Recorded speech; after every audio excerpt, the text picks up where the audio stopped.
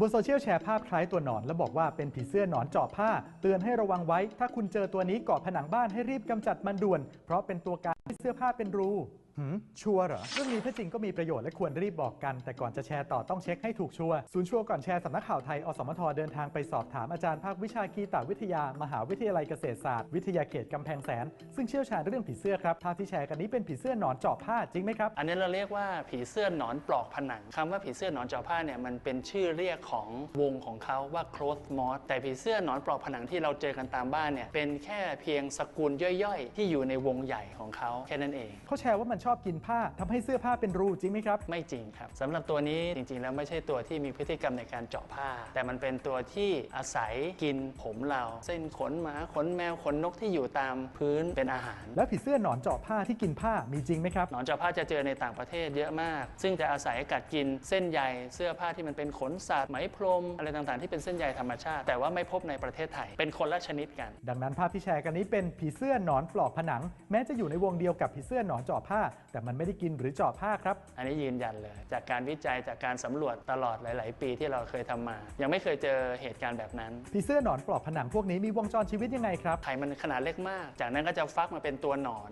จะเริ่มสร้างปลอกแล้วไอ้สิ่งที่เขาใช้สร้างปลอกก็คือเศษฝุ่นเศษผงเศษดินที่ตกอยู่ตามพื้นบ้านสร้างเป็นปลอกหุ้มลำตัวโตขึ้นปลอกก็จะขยายใหญ่ขึ้นใหญ่ขึ้นใหญ่ขึ้นจนกระทั่งเป็นปลอกที่เราเห็นชัดๆเกาะอยู่ตามผนังบ้านจากนั้นเขาก็จะเริ่มพัฒนาเป็นดักแด้เป็นตัวเต็มใบตัวเขาสีน้ำตาลตัวมันจะเล็กมากเราอาจจะมองแล้วยุงหรือเปล่าจริงๆไม่ใช่เป็นผีเสื้อเขานี่แหละออกมาสักอาทิตย์นึงจะเริ่มผสมพันธุ์ได้ก็จะวางไข่ตามผนังบ้านมันก็จะวนเวียนอยู่ภายในบ้านเราแล้วมันเข้ามาในบ้านเราได้ยังไงครับตัวหนอนเนี่ยมันจะเป็นตัวที่กินพวกเศษขนเศษผมเศษอะไรต่างๆที่อยู่ตามพื้นบ้านดังนั้นเนี่ยหนอนผีเสื้อเหล่านี้มักจะอาศัยอยู่กับแหล่งที่มีอาหารอยู่ห้องที่มันมีการเปิดหน้าต่างอะไรบ้างพวกนี้สามารถที่จะบินเข้ามาจากภายนอกเข้ามาสู่บ้านได้และใช้ชีวิตส่วนใหญ่ในเวลากลางคืนมันจะมีกิจกรรมต่างๆในช่วงเวลากลางคืนเพราะฉะนั้นกลางคืนถ้าเกิดเราลองไปสังเกตดีๆเขาจะเดินลงมาหาอาหารของเขากินนอกจากขนผมเศษซากยุงที่ตายแล้วก็เป็นอาหารที่ดีของเขาเหมือนกันจากนั้นเขาก็จะเก็บอาหารเหล่านี้ใส่ไว้ในปลอกและค่อยๆคลานกลับไปที่บน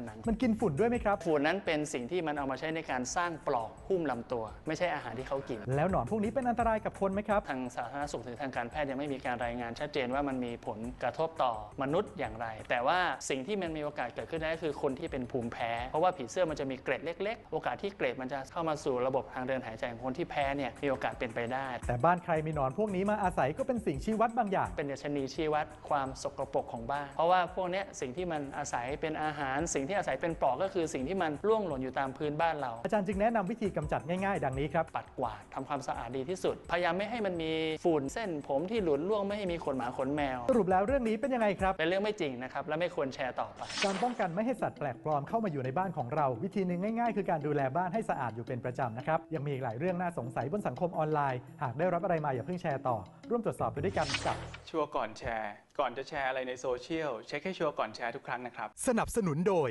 กองทุนพัฒนาสื่อปลอดภัยและสร้างสรรค์